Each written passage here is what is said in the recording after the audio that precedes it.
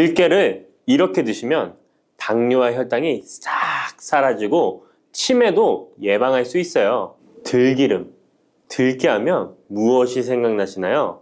들기름에 북어와 미역국을 구수하게 볶아 시원한 북어 미역국을 끓여 먹어도 정말 맛있죠? 건강에도 좋다는 이 들기름과 들깨 잘못 먹으면 암에 걸리고 혈관 건강에도 악영향을 줘서 치매도 유발할 수 있다는 사실 알고 계셨나요? 들깨의 효능과 어떻게 먹을 때 건강을 해쳐 암에 걸리고 치매를 유발하는지, 그리고 어떻게 먹는 것이 건강하게 먹는 방법인지, 어떻게 보관하는 것이 가장 좋은 방법인지 들깨에 대한 모든 것 알려드릴게요. 나이가 들면서 산책하기도 힘들고 관절이 쑤시고 무릎 통증 때문에 힘드시지 않으신가요? 들깨의 첫 번째 효능은 바로 관절염에 좋다는 것입니다. 무릎이나 관절 통증 때문에 병원에서 진통제를 처방받으시잖아요. 이때 처방받는 진통소염제의 역할은 몸속에 프로스타글란딘이라는 물질의 생성을 억제해서 통증을 막아주는 건데요. 들깨 속에는 식물성 오메가3 지방산인 알파리놀렌산이 함유되어 있는데, 이는 체내에서 염증을 일으키는 프로스타글란딘의 생성을 억제하는 데 아주 좋은 효능을 발휘합니다. 우리가 오메가3를 먹는 이유 중에 하나도 혈관 건강이나 피를 맑게 해준다 등의 역할도 있지만, 몸속에 미세 염증을 잡아주는 역할도 있어 드시는 분들이 정말 많은데요. 들깨가 바로 이런 염증 유발물질을 억제해줘서 진통 역할을 한다는 것이에요. 그리고 들깨의 두 번째 효능은 바로 뼈 건강에 도움을 준다는 것입니다. 들깨는 관절염과 무릎 통증을 완화시켜주는 성분이 들어있을 뿐만 아니라 바로 뼈 건강에도 도움을 주는 식품인데요. 바로 칼슘 함량이 높기 때문입니다. 들깨의 100g에는 390mg 정도 되는 칼슘이 함유되어 있어 뼈 건강에 아주 도움을 줄 수 있는 좋은 식품이기도 합니다. 그래서 뼈 건강에 아주 도움을 줄 수 있는 좋은 식품이기도 합니다. 그래서 들깨를 꾸준히 섭취하면 골다공증 예방에도 참 좋은데요. 골다공증은 중년 이후 노화가 진행될 때 영양 불균형이 생기면서 많이 발병하게 되는데요. 여성의 경우 폐경 이후에 골밀도가 많이 감소해서 골다공증이 발생하는 경우가 많습니다. 노인의 골반 골절은 65세 이상은 30%가 1년 내에 사망하고 80세 이상은 50%가 2개월 내에 사망을 할 수 있으므로 노인의 뼈에 대한 관리는 매우 중요한데요. 골다공증의 관리는 뼈 건강을 유지하고 골절 위험을 줄이기 위해 중요합니다. 뼈 건강을 위해 들깨 꾸준히 섭취하는 게 좋겠죠? 나이가 들면서 깜빡깜빡하는 일이 잦아지고 기억력이 떨어져 고민되시는 분이 많으시죠? 이제 걱정하지 마세요. 세 번째 들깨 효능은 바로 뇌 건강, 뇌신경을 튼튼하게 해주고 기억력을 높여주며 치매를 예방하는 데 도움을 준다는 것입니다. 이렇게 좋은 효능이 있는 이유는 들깨에 바로 아까 잠깐 말씀드린 오메가3가 풍부하게 함유되어 있기 때문입니다. 오메가3는 등푸른 생선에 많이 함유되어 있다고 알고 계시잖아요. 이것은 동물성 오메가3고요. 식물성 오메가3인 알파리놀렌산이 들깨에 많이 함유되어 있는데요. 들깨에 함유된 지방산 중에서 60%가 바로 알파리놀렌산입니다.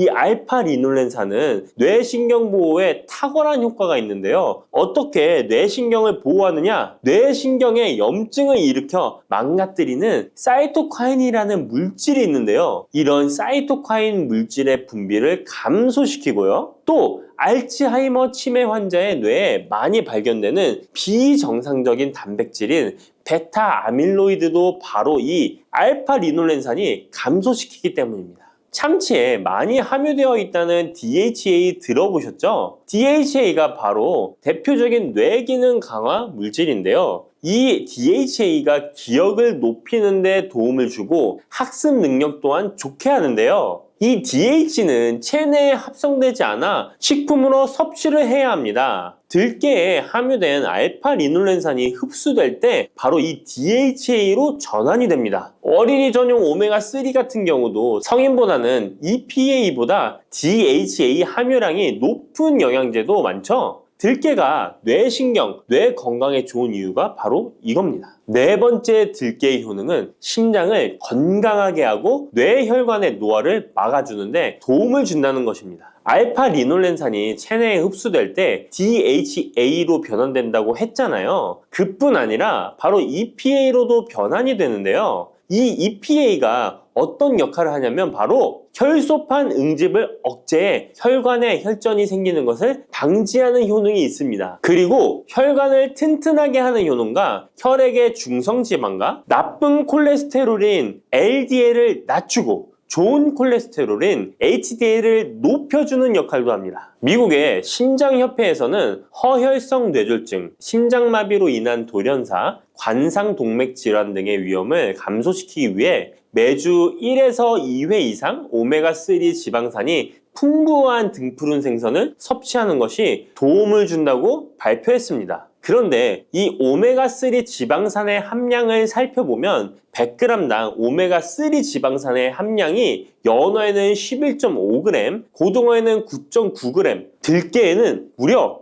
63.1g이나 함유되어 있습니다. 정말 많이 함유되어 있죠? 들깨에는 연어에 비해 5배 이상 들어있다는 것입니다. 들깨를 꾸준히 드셔서 혈관도 건강하게, 심장도 튼튼하게 유지하시기 바랍니다. 5번째 들깨의 효능은 바로 변비에 좋다는 것입니다. 들깨의 껍질에는 식이섬유가 풍부한데요. 들깨 100g에는 18g 정도로 풍부한 식이섬유가 함유되어 있습니다. 이 식이섬유는 장내에서 수분을 흡수하게 되는데요. 수분을 흡수하여 대변을 무르게 하고 장 운동도 촉진하여 변비를 예방하는 데 도움을 주는 것입니다. 또한 불포화 지방산이 풍부한데요. 들깨에 함유된 리놀렌산이 대장의 염증을 억제해주고 변비로 인해 발생할 수 있는 대장질환 또한 예방하는 데 도움을 줄 수 있습니다. 6번째 들깨의 효능은 바로 췌장을 건강하게 하는데 도움을 준다는 것입니다.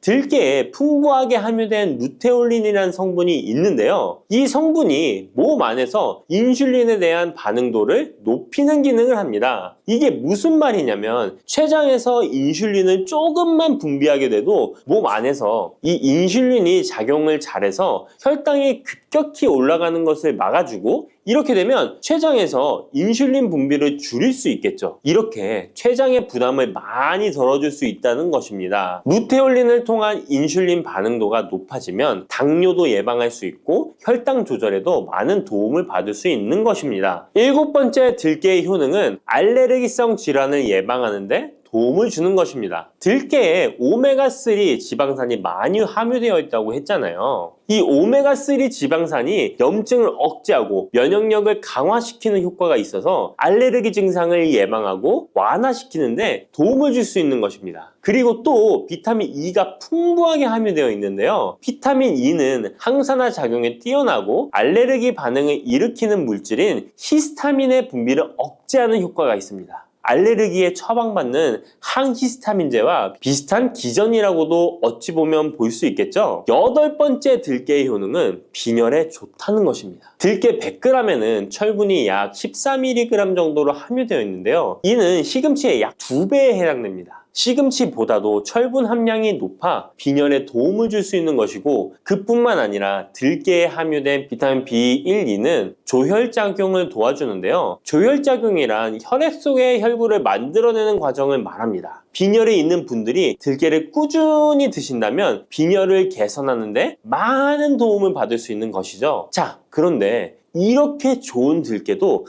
가장 취약한 단점이 있습니다. 그것은 바로 열에 약하고 쉽게 산패된다는 것입니다. 일반적으로 통들깨보다는 들기름으로 많이들 섭취하게 되시는데요. 이 들기름을 짤 때의 방법이 중요합니다. 보통은 200도 이상으로 들깨를 달달 볶아서 기름을 짜게 되는데요. 이때 몸에 좋은 오메가3 지방산이 대부분 파괴가 납니다. 그래서 들기름을 드실 때는 저온에서 압착한 기름을 사용하시는 것이 좋습니다. 저온에서 압착한 기름은 제가 하단 링크에 있으니까 잘 구경해 보세요. 저온 압착유 또는 생들기름이라고도 하는데요. 이 기름을 요리에 사용할 때에도 열에 오랫동안 가열하지 마시고 요리가 끝나갈 무렵에 들기름을 넣어주시거나 먹기 직전에 드레싱을 하여 드시는 것이 좋습니다. 들기름은 또한 산패가 쉽게 되는데요. 들기름이 산패되면 벤조피렌이 생성되게 되는데 이게 1급 발암물질입니다. 산패된 들기름을 지속적으로 드시게 되면 발암물질을 계속 먹게 되는 것이죠. 그래서 들기름의 사용기한을 지켜주시는 것이 좋은데요. 보통은 2달 이내로 드시는 것이 좋고 개봉을 하셨다면 1달 이내에 소비하시는 것을 권장드립니다. 보관 방법도 정말 중요한데요. 신문지나 검은 비닐 등으로 감싸서 빛을 차단하고 밀봉한 상태에서 반드시 냉장 보관하시기 바랍니다. 만약 실온에 두신다면 들기름의 산패는 급속히 진행되기 때문입니다. 그런데 이 들기름을 오래 보관할 수 있는 방법도 있는데요. 그것은 참기름과 섞어서 보관하시는 것입니다. 참기름에는 비타민 E와 세사몰이라는 성분이 있는데요. 이 성분이 산패를 막아주는 데 도움을 줍니다. 이 세사몰이라는 성분은 참기름을 고온에 볶거나 기름을 짜는 과정에서 생성되는 물질인데요. 이 때문에 다른 기름에 비해 참기름이 산패가 느리고 지속성이 좋은 것이죠. 그래서 들기름과 참기름을 7:3 또는 8:2 정도로 섞어서 보관하시면 조금 더 오래 보관하실 수 있습니다. 그런데 들깨를 기름으로 드시게 되면 들깨 껍질을 섭취할 수 없는데요. 들깨 껍질에 몸에 좋은 식이섬유와 대표적인 항산화 물질인 폴리페놀 성분들을 다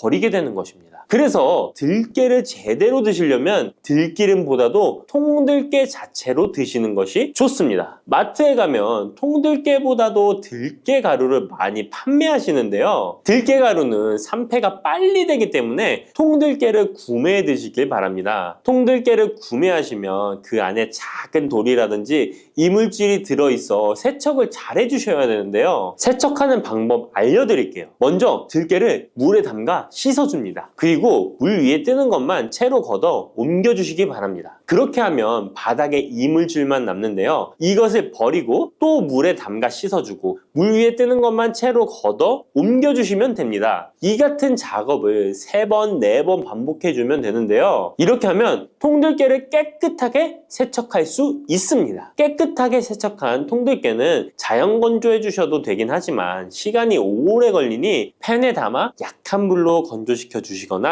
쉬운 방법은 전자레인지를 이용하시면 됩니다. 전자레인지를 이용한 건조 방법 알려드릴게요. 세척한 통들깨를 접시에 담아 주시고요. 이렇게 해서 5분 정도 돌려주시고요. 상태를 확인해 줍니다. 아직 덜 건조되었을 거예요. 한 번에 오랜 시간 전자레인지에 돌리면 들깨가 탈 수 있으니까 이렇게 5분 정도씩 돌려가며 상태를 확인해 주면서 완전히 건조될 때까지 이 작업을 해주시면 됩니다. 완전히 건조된 통들깨는 그냥 스푼으로 떠서 드셔도 되고요. 먹을 만큼씩 믹서기에 갈아서 음식에 넣어 드셔도 되고 통들깨 자체로 음식에 넣어 드셔도 됩니다. 이렇게 하시면 들깨를 산패되지 않은 상태로 신선하고 건강하게 버리는 것 없이 드실 수 있습니다. 마늘이 몸에 좋다는 사실은 너무도 잘 알고 계시죠? 그런데 이것과 함께 먹으면 암과 치매에 걸린다니 깜짝 놀라셨나요? 아무리 몸에 좋은 마늘이지만 함께 먹으면 오히려 몸에 독이 되는 음식들도 있습니다. 그리고 마늘은 생마늘, 구운 마늘, 찐마늘, 절인 마늘, 흑마늘 등 먹는 방법이 다양하잖아요. 이렇게 먹는 방법에 따라서도 우리 몸에 주는 효능이 다르답니다. 여기서 잠깐! 마늘 껍질은 대부분 먹지 않고 버리시잖아요. 마늘 껍질 오늘부터 절대 버리지 마시기 바랍니다. 마늘 껍질을 왜 먹어야 하는지 그리고 어떻게 먹어야 하는지 알려드릴게요. 자, 그럼 마늘과 절대 함께 드시면 안 되는 음식과 마늘과 함께 드시면 좋은 음식, 그리고 마늘과 마늘 껍질의 효능까지 마늘에 대한 모든 것을 알려드릴게요. 마늘은 정말 우리나라 사람들이 좋아하는 식재료인데요. 한국농촌경제연구원이 발표한 자료에 의하면 우리나라 1인당 1년 동안 마늘 소비량이 7kg인데요. 놀라지 마세요. 세계 평균이 0.8kg이랍니다. 우리나라 사람들이 마늘을 정말 많이 먹고 있죠. 마늘을 많이 먹는다는 것, 그만큼 건강한 식단을 먹고 있을 가능성이 높은 건 사실이지만 먹는 방법에 따라 오히려 독이 될 수도 있습니다. 여기서 마늘과 절대 함께 먹으면 안 되는 음식, 첫 번째는 바로 빵입니다. 마늘빵 아시죠? 마늘이 발라져 있어 달콤 쌉싸름한 마늘 맛도 나고 향긋한 향도 좋아 즐겨 먹게 되는데요. 마늘이 있어서 몸에도 좋은 빵이라고 착각하고 즐겨 드실 수 있는데요. 마늘빵은 절대 드시면 안 됩니다. 왜냐하면 빵의 재료인 밀가루는 탄수화물이 주 성분인데요. 밀가루의 고탄수화물은 소화 과정에서 당으로 분해되고 혈당 지수를 급격히 올리게 되며 이때 인슐린의 분비가 과도하게 됩니다. 이런 현상이 반복되게 되면 체내의 인슐린 저항성이 높아지고 췌장을 망가뜨려 당뇨를 유발할 수 있는 것입니다. 그리고 이 당은 몸에 흡수되면서 지방으로 변하고 쉽게 살이 찌게 되어 비만을 야기할 수 있습니다. 밀가루 빵을 만들면 글루텐이라는 단백질이 생성되는데 이 글루텐은 소화불량, 복통, 변비 등 증상을 유발할 수 있습니다. 이뿐만 아니라 글루텐이 몸에 들어오면 장에서 에소루핀이라는 성분이 만들어지게 되는데 이 에소루핀은 중독성이 강해 밀가루 중독을 일으켜 빵 같은 밀가루를 과다 섭취하게 만든다는 것입니다. 마늘이 아무리 좋은 성분으로 항암 작용, 항염증 작용을 한다고 해도 마늘빵으로 드신다면 아무 소용이 없는 것입니다. 그러면 마늘은 어떻게 먹어야 마늘의 효능을 극대화할 수 있을까요? 마늘은 생으로 드실 때도 물론 좋지만 익혀서 드실 때 더욱 좋습니다. 몸에 보약이 되는 마늘 먹는 법, 첫 번째는 마늘밥입니다. 국립농업과학원에 따르면 마늘의 S-알리시스테인 함량을 조리법에 따라 조사한 결과 생마늘일 때 S-알리시스테인 함량이 2.77mg 정도 되었고 삶기 시작한 후 30분이 지나면 4.92mg이 되었으며 1시간이 지났을 때 9.16mg으로 생마늘에 비해 무려 4배 이상이 많아진다고 했습니다. 뿐만 아니라 121도의 온도에서 1시간 동안 마늘을 쪘을 때 S-알리시스테인 함량이 50.24mg으로 생마늘보다 18배 정도 높았다고 연구 결과를 발표했습니다. 따라서 마늘을 드실 때는 1시간 이상 끓여서 드시는 것이 좋은데요. 이런 방법이 번거로워 추천드리는 방법이 바로 마늘밥입니다. 밥을 할 때 마늘을 넣는데요. 1인분에 마늘 3, 4알 정도씩 넣어서 밥을 하시면 됩니다. 현미가 있다면 현미를 넣은 마늘밥을 하시면 더욱 좋은데요. 현미 속에는 티아민이라는 성분이 있는데 마늘의 S-알리시스테인과 현미의 알리티아민 두 가지 성분을 모두 섭취하여 항암 효과뿐만 아니라 피로회복, 근육통 완화에도 좋은 밥이 되는 것입니다. 그럼 마늘밥을 하기 위해 마늘을 까고 나면 껍질은 어떻게 하셨나요? 버리셨나요? 오늘부터는 절대 버리지 말기 바랍니다. 마늘에 효능하면 첫 번째로 생각나는 것이 아마도 항암 효과일 거예요. 그런데 마늘 껍질을 통해 엄청난 항암 효과를 누릴 수 있는데요. 우리나라 연구진에서 연구한 결과 마늘 껍질을 70% 에탄올 용매로 반복 추출해서 만든 마늘 껍질 추출물이 암 예방 효과에 탁월한 효능이 있다고 발표되었습니다. 특히 유방암, 위암, 간암, 대장암, 폐암, 세포뿐 아니라 다양한 암세포에 대한 억제 효과가 있다고 했는데요. 그 중에서도 유방암 세포의 증식을 억제하는 데 효과가 가장 높았다고 합니다. 마늘 껍질의 두 번째 효능은 바로 심혈관을 튼튼하게 한다는 것입니다. 마늘 껍질은 마늘 알맹이보다 식이섬유가 4배, 폴리페놀이 7배나 많게 함유되어 있는데요. 식이섬유는 혈관 내에 나쁜 콜레스테롤을 흡착해 몸 밖으로 배출하는 데 도움을 주고 항산화 성분인 폴리페놀은 콜레스테롤이 산화되는 것을 막아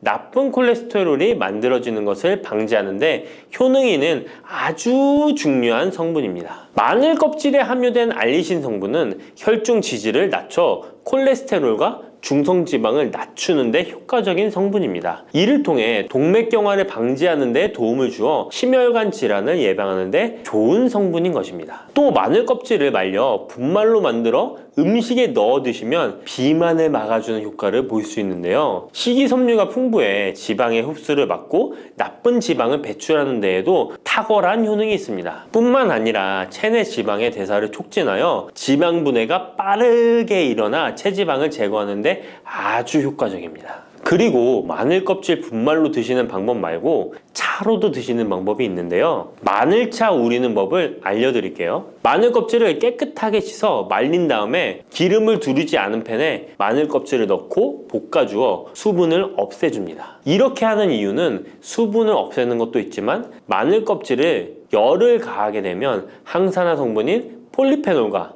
플라보노이드 성분이 증가하기 때문입니다. 이렇게 수분을 없앤 마늘 껍질을 냉동실에다 보관하셨다가 드실 때 끓는 물에 소주 반 컵을 넣고 물 1리터, 마늘 껍질 15g 정도 넣고 끓여주시면 됩니다. 이렇게 끓인 마늘 껍질차를 따뜻하게 드셔도 되고 냉장고에 넣어 시원하게 드셔도 괜찮습니다. 마늘이 몸에 좋다고 해서 꿀에 마늘을 재워 드시는 분 계시잖아요. 물론 꿀마늘이 몸에 좋은 분들도 계시지만 꿀과 마늘은 절대 함께 드시면 안 되는 음식입니다. 식품 비방이라는 문헌에 보면 꿀과 마늘은 함께 먹으면 안 된다라고 적혀 있는데요. 그 이유는 꿀과 마늘은 둘 다 열을 내는 뜨거운 음식이기 때문입니다. 꿀과 마늘을 함께 먹게 되면 체질이 맞지 않는 경우에는 부작용이 클 수 있기 때문입니다. 체질에 맞지 않는 분들이 이 꿀마늘을 드시게 되면 눈의 충혈이 잦아지고 노화가 빨라질 수 있습니다. 돋보기를 빨리 쓸 수 있게 된다는 거죠. 또한 두통이 생기며 피부에도 트러블이 생기는 부작용도 있으니 꼭 기억하시기 바랍니다. 당 섭취에 주의하셔야 하는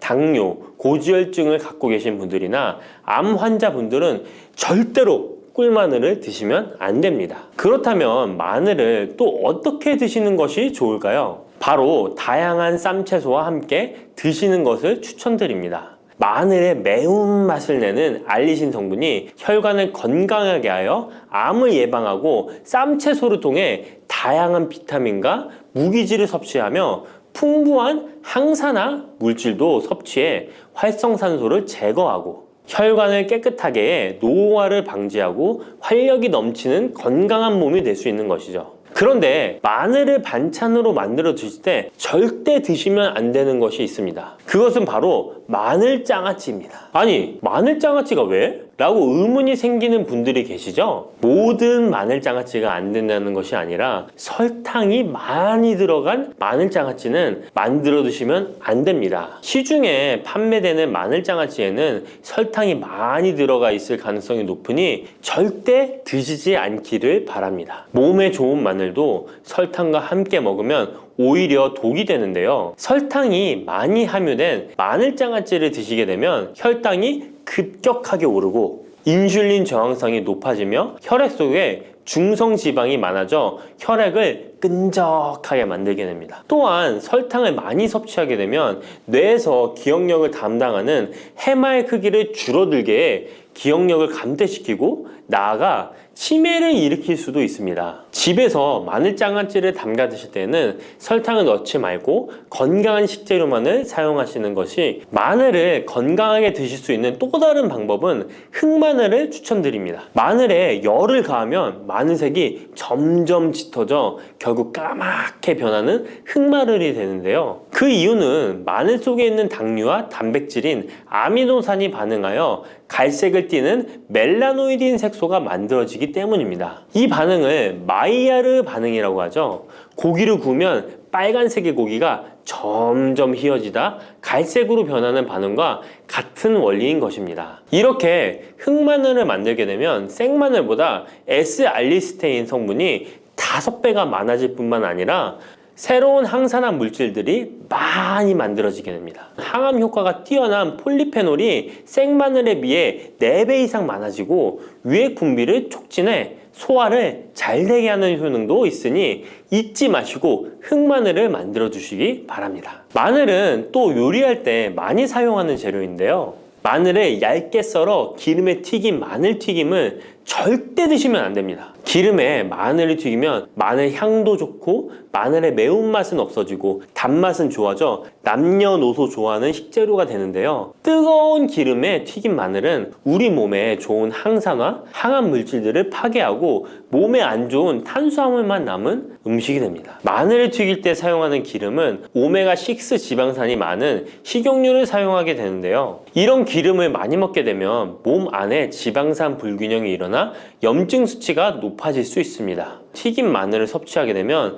당 독소 또한 높아져 결국 우리 몸에 인슐린 저항성이 높아지는 악영향을 주는 것이죠. 만약 기름에 튀긴 마늘을 드시고 싶다면 한 가지 방법이 있는데요. 그것은 올리브유를 사용하시고 불을 오래 가열하지 말고 살짝만 가열하여 마늘도 튀기듯이 오래 하지 말고 살짝만 익혀서 드시면 향도 좋고 몸에도 좋은 마늘을 드실 수 있습니다. 올리브유를 이용한 마늘을 드시는 방법 하나 더 알려드리겠습니다. 그것은 올리브유에 마늘을 재워 먹는 방법인데요. 먼저 마늘을 끓는 물에 넣어 5분 정도 데쳐주시고요. 소독된 병에 마늘을 담고 올리브유를 가득 담아줍니다. 이때 통후추를 조금 넣어주면 풍미를 더욱 높일 수 있습니다. 올리브유와 마늘이 만나 항산화 성분, 항암 물질이 극대화되어 혈관을 튼튼히 하고 혈전의 생성을 막고 혈류를 원활하게 하여 치매를 예방하고 심장마비와 뇌졸중까지 예방할 수 있는 보약이 되는 것입니다. 이렇게 만든 마늘 올리브유 절임은 반찬으로 드셔도 좋고 생선 요리를 할 때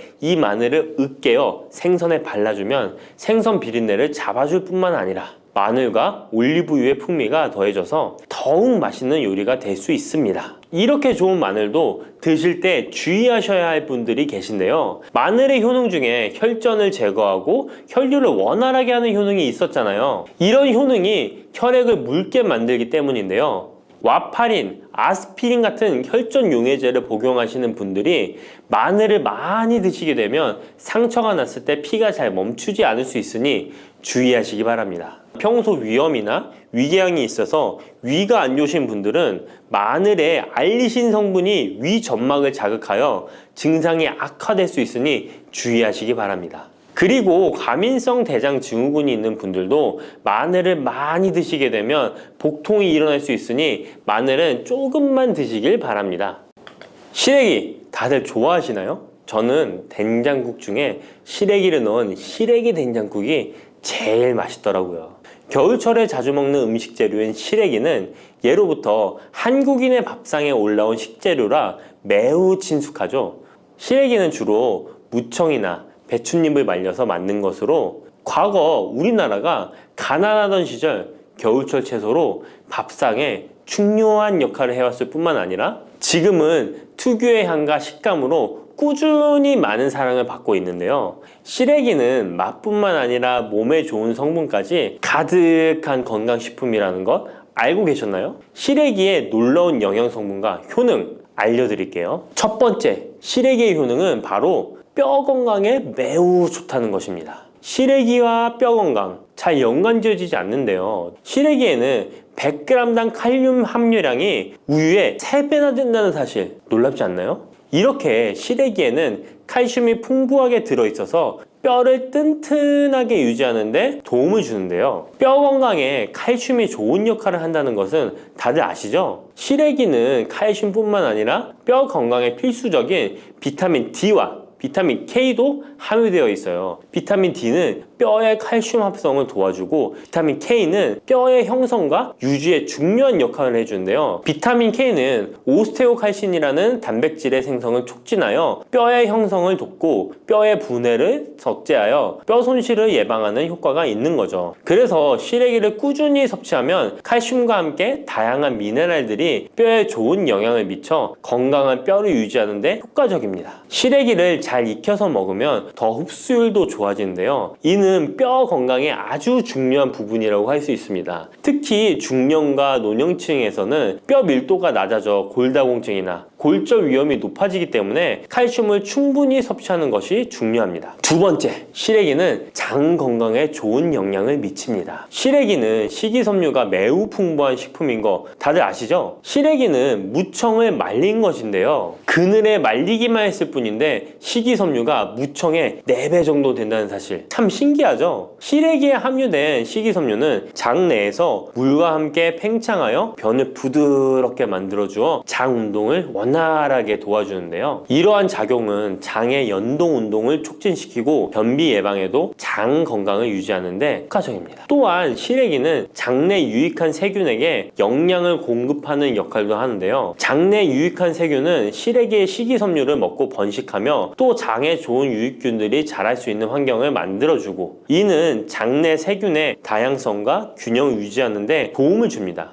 유익균들이 장 건강에 중요한 역할을 하기에 시래기를 섭취함으로써 장의 환경을 개선할 수 있답니다. 이뿐만 아니라 시래기에는 항염증 작용을 하는 폴라보노이드와 폴리페놀 등의 식물 화합물이 함유되어 있는데요. 이러한 식물성 화합물은 체내의 염증을 억제하고 장내 염증을 감소시키는 데 도움을 줄 수 있습니다. 시래기는 장을 건강하게 유지하고 장에서 발생할 수 있는 다양한 질병을 예방하는 데 도움이 될 수 있죠. 장 건강을 생각한다면 이제부터 시래기 꼭 섭취해야겠죠? 시래기의 놀라운 효능 세 번째는 간 해독 능력입니다. 시래기에는 항산화 작용을 하는 비타민 C와 베타카로틴이 들어있어 간 건강에 매우 좋다는 것 알고 계셨나요? 비타민 C는 보통 과일에 많이 함유되어 있다고 생각하실 텐데요. 시래기에도 비타민 C가 풍부하게 함유되어 있습니다. 시래기에 함유되어 있는 비타민 C는 강력한 항산화 작용을 가지고 있어 체내에 유해한 자유 라디칼을 중화시키고, 특히 간은 우리 몸의 해독기관으로 해독작용을 잘하려면 항산화 물질이 필요한데, 시래기를 섭취하면 이 항산화 성분들이 간의 해독작용을 돕고 간 기능을 강화하는 데 효과를 볼 수 있습니다. 또한 시래기에는 미네랄인 칼륨과 마그네슘도 풍부하게 함유되어 있어 이러한 미네랄은 간 기능을 지원하고 체내 독소를 제거하는 데 도움을 줄 수 있습니다. 간은 알코올이나 지방, 환경적인 유해 물질을 처리하는 중요한 역할을 하기에 시래기를 자주 섭취하는 것이 간 건강에 큰 도움이 될 수 있다는 것 꼭 기억해 주세요. 네 번째 시래기의 효능은 바로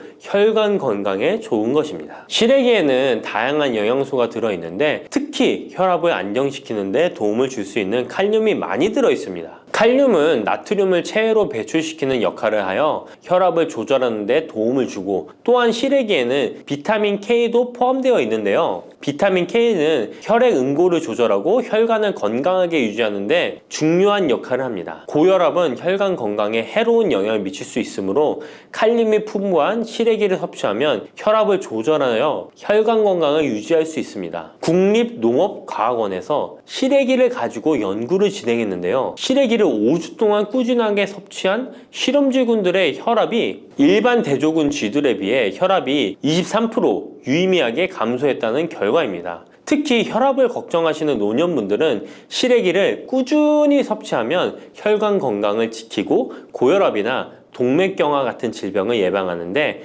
도움을 줄 수 있겠죠? 몸에 좋은 시래기, 이것 까먹으면 찰떡궁합인 거 아시나요? 시래기와 함께 먹으면 좋은 음식들 바로 알려드릴게요. 시래기와 잘 어울리는 음식 첫 번째는 두부입니다. 시래기와 두부는 아주 잘 어울리는데요. 두부는 식물성 단백질이 풍부하고 식이섬유, 비타민, 미네랄 등 다양한 영양소가 풍부한 시래기와 함께 먹으면 서로 보완되는 환상의 조합이죠. 두부의 부드러운 맛과 시래기의 아삭한 식감이 조화를 이루어 맛있고 건강한 한 끼를 완성할 수 있습니다. 시래기와 두부는 모두 뼈 건강에 좋고 단백질과 칼슘을 동시에 섭취할 수 있어 노년층에게 특히 좋은 조합이라고 할 수 있는데요. 된장국을 끓이실 때 두부와 시래기를 넣어 조리하면 고소한 된장과 부드러운 두부, 그리고 시래기의 식이섬유가 서로 조화를 이루면서 소화도 잘 되고 영양도 풍부하답니다. 다른 조리 방법으로는 시래기 두부찜도 있는데요. 시래기와 두부를 함께 찜통에 넣어 찐 후에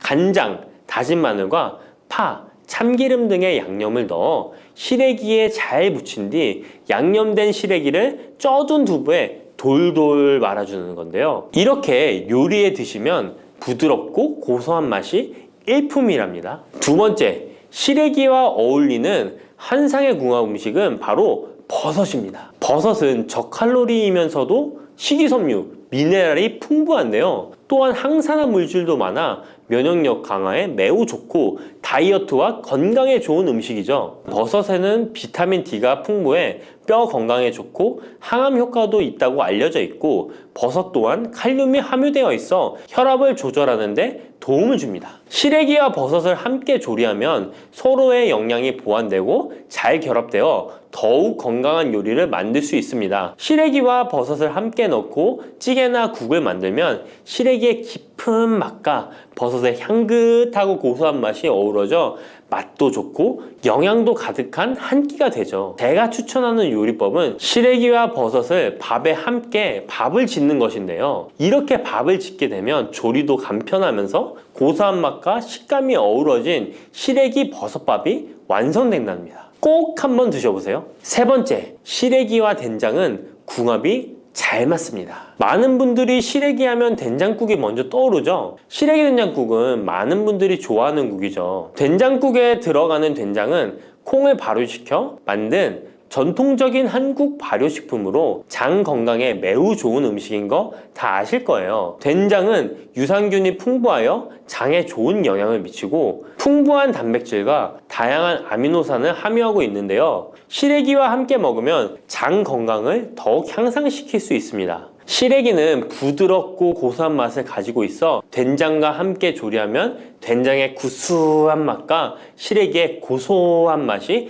조화롭게 어우러지고, 또 된장의 짭짤한 맛이 시래기의 은은한 맛을 잘 살려주어 된장찌개나 국에 시래기를 넣으면 깊고 풍부한 맛을 낼 수 있어요. 두 음식의 조합이 장 건강을 지켜줄 뿐만 아니라 맛있고 건강한 식사를 즐길 수 있게 해준답니다. 이렇게 몸에 좋은 시래기도 어떤 분들에게는 독이 될 수 있다는 것 아시나요? 몸에 유익한 영양 정보도 중요하지만 섭취 시 유의할 점도 꼭 아셔야죠. 시래기 섭취 시 주의해야 할 분들 바로 알려드릴게요. 시래기 드실 때 이런 분들 꼭 주의해야 합니다. 첫 번째는 신장이 약하신 분들입니다. 시래기에는 칼륨이 많기 때문에 몸에 유일한 작용을 하지만 한편으로는 신장이 약한 분들에게는 꼭 주의가 필요한데요. 시래기의 풍부한 칼륨은 신장 기능이 약한 사람들에게는 칼륨 섭취를 과도하게 하게 되어 문제가 될 수 있습니다. 칼륨은 신장에서 배출되기 때문에 신장 기능이 저하된 분들은 시래기를 과도하게 섭취하지 않도록 주의해야 해요. 특히 고혈압이나 신장 질환이 있는 분들은 전문가의 조언을 받고 섭취량을 조절하는 것이 좋습니다. 시래기 드실 때 주의해야 하는 분 두 번째는 바로 소화기관이 약하신 분들입니다. 시래기는 식이섬유가 풍부한 식품으로 이 역시 몸이 건강한 분들에게는 유익한 성분이지만 소화기관이 약해지신 분들이 과도하게 섭취하게 될 경우 위장에 부담을 줄 수 있어요. 특히 장이 민감한 분들은 식이섬유가 장을 과하게 자극하고 불편하지 않게 하기 위해서 과식하지 않도록 주의하는 것이 좋습니다. 너무 많은 양을 먹으면 배가 불편하거나 소화불량을 일으킬 수 있기 때문에 적당히 섭취하는 것이 중요하다는 것 꼭 유의해 주세요. 팥을 이렇게 드시면 당뇨 사라지고 뱃살 쏙 빠져요. 여러분, 겨울에 동지가 되면 우리가 무엇을 먹나요? 바로 팥죽이죠. 또 겨울 간식으로 이 팥이 들어간 붕어빵, 호빵 같은 간식도 자주 먹는데요. 이 팥과 함께 먹으면 보약과 같은 효과를 만들 수 있는 식품들도 있고, 또 잘못 먹으면 오히려 건강에 마이너스가 되는 음식도 있습니다. 그래서 오늘은 이 팥의 효능 8가지와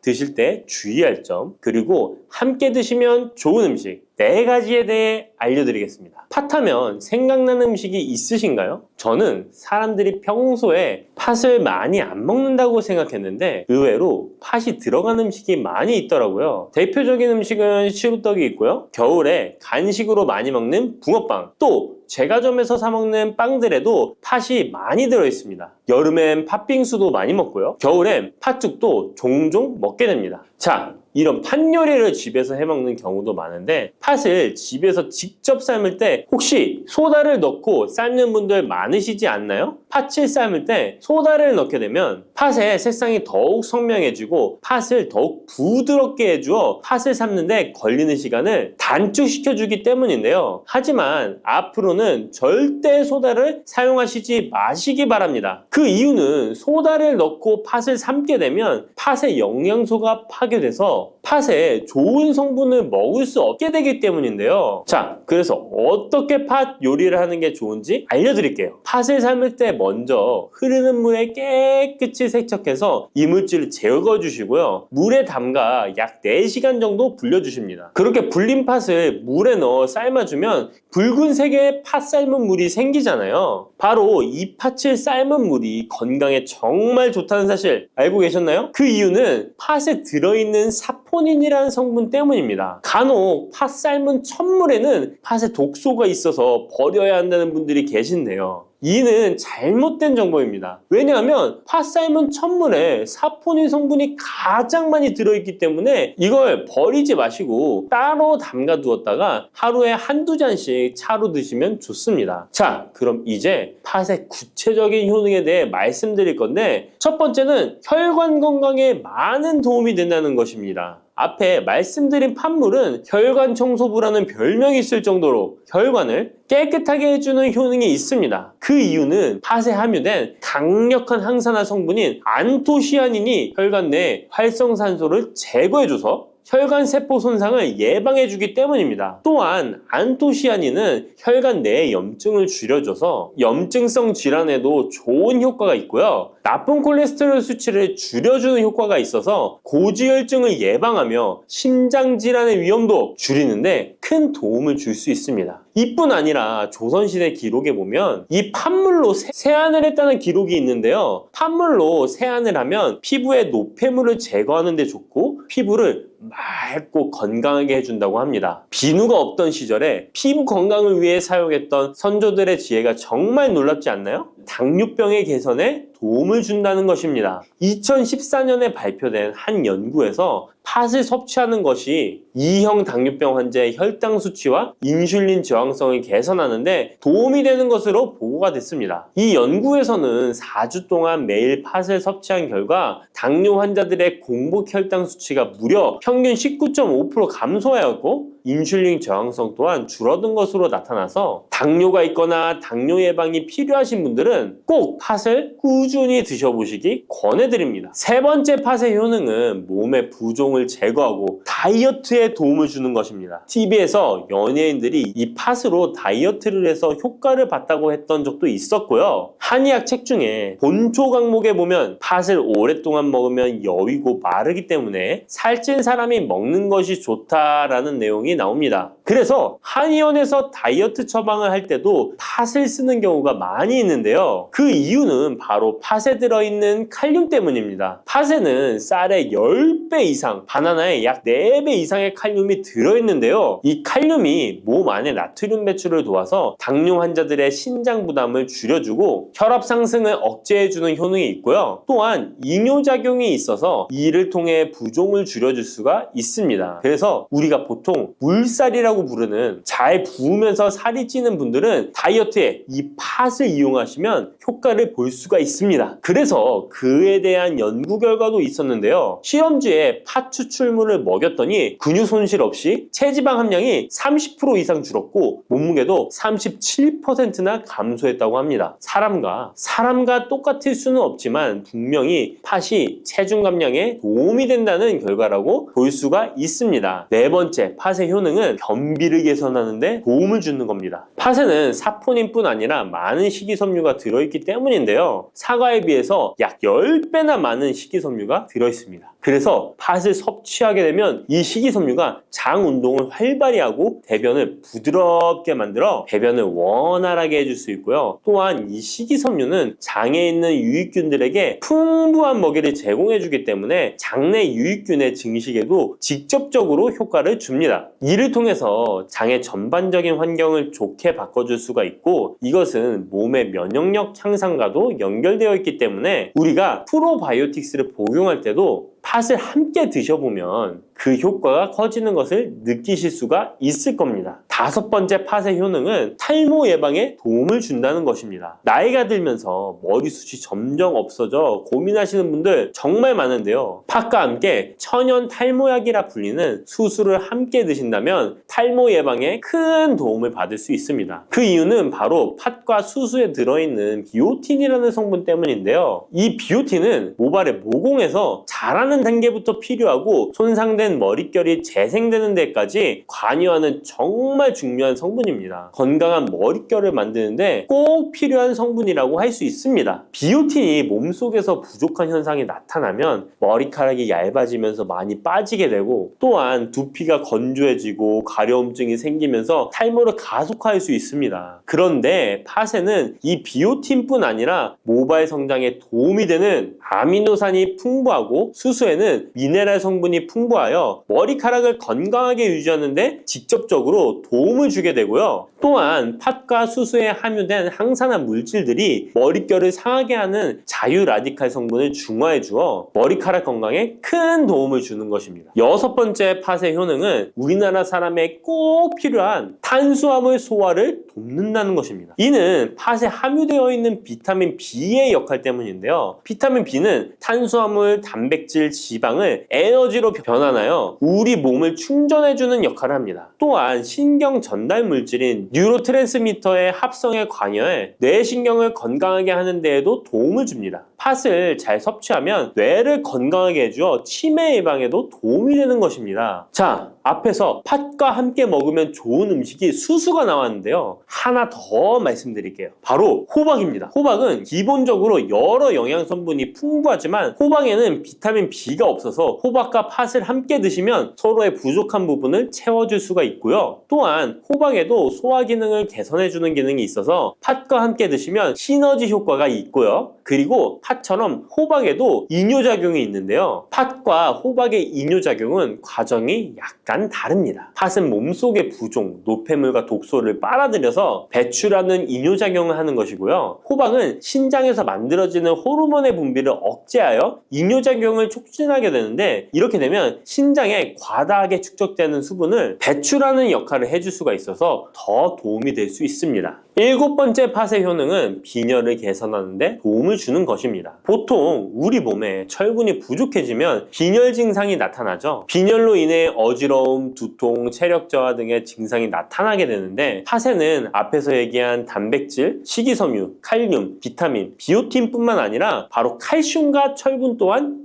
풍부합니다. 팥에 함유된 철분의 함량이 우유의 약 100배나 된다는 사실 알고 계셨나요? 그래서 팥을 드시면 철분 부족으로 인한 빈혈을 개선하는데 도움이 되기 때문에 빈혈이 있으신 분들은 꼭 기억하시면 좋겠습니다. 여덟 번째 팥의 효능은 스트레스를 줄여주는데 도움을 준다는 것입니다. 팥에 함유된 비타민 B가 신경계를 안정화시켜주는 효과가 있어서 스트레스로 오는 증상들을 줄여줄 수가 있고요. 또 팥에는 마그네슘의 함량도 높은데요. 마그네슘 또한 신체의 스트레스 반응을 조절하는 데 중요한 역할을 합니다. 팥 속에 들어있는 마그네슘을 통해서 스트레스로부터 몸이 회복되는 데 도움을 받을 수가 있습니다. 그리고 팥에는 복합 탄수화물도 풍부한데요. 복합 탄수화물은 천천히 소화되어 급격한 혈당 상승을 방지하고 일정한 에너지 공급을 유지하는 데 도움이 됩니다. 이는 스트레스 상황에서도 안정적인 에너지 공급을 유지할 수 있게 해줘서 스트레스를 관리하는 데 도움이 될 수 있습니다. 이렇게 좋은 팥도 드실 때 주의사항이 있는데요. 과하게 많이 드시면 이뇨작용 때문에 몸에 무리를 줄 수 있는데요. 이를 방지할 수 있는 방법이 있습니다. 바로 찹쌀과 함께 드시는 겁니다. 팥죽을 끓일 때 찹쌀을 넣어 함께 죽을 만드는 경우도 있고, 쫄깃쫄깃한 찹쌀로 경단, 새알을 만들어 넣어 먹는 경우도 있죠. 선조들의 지혜가 정말 놀라운데요. 이렇게 찹쌀과 팥을 함께 드시면 팥 때문에 몸 안에 수분이 과하게 빠져나가는 것을 찹쌀이 막아줘서 문제가 생기지 않게 해주는 것입니다. 그리고 다른 주의사항은 팥의 찬 성질인데요. 그래서 장이 좋지 않은 분들이 팥물을 많이 드시게 되면 소화불량, 복부팽만, 복부 통증을 일으킬 수 있으니까 주의하셔서 조금씩 드셔보시는 게 좋고요. 만약에 이런 점이 불편한 경우에는 생강과 함께 드시면 그 불편함을 줄일 수가 있습니다. 생강의 따뜻한 기운이 팥의 차가운 기운을 중화시켜줘서 장에 무리를 덜 주게 되고요. 그리고 팥에는 항암 효과가 뛰어난 안토시아닌이 풍부한데 생강에도 생강의 매운맛을 내는 진저롤과 쇼가올 성분이 몸속의 발암물질을 제거해주는 효과가 있어서 함께 드시면 상승 효과를 볼 수가 있습니다. 그리고 이때 생강을 쪄서 말려서 드시면 이런 효과가 약 10배 정도 증가된다고 하니까 꼭 기억하시면 좋겠습니다.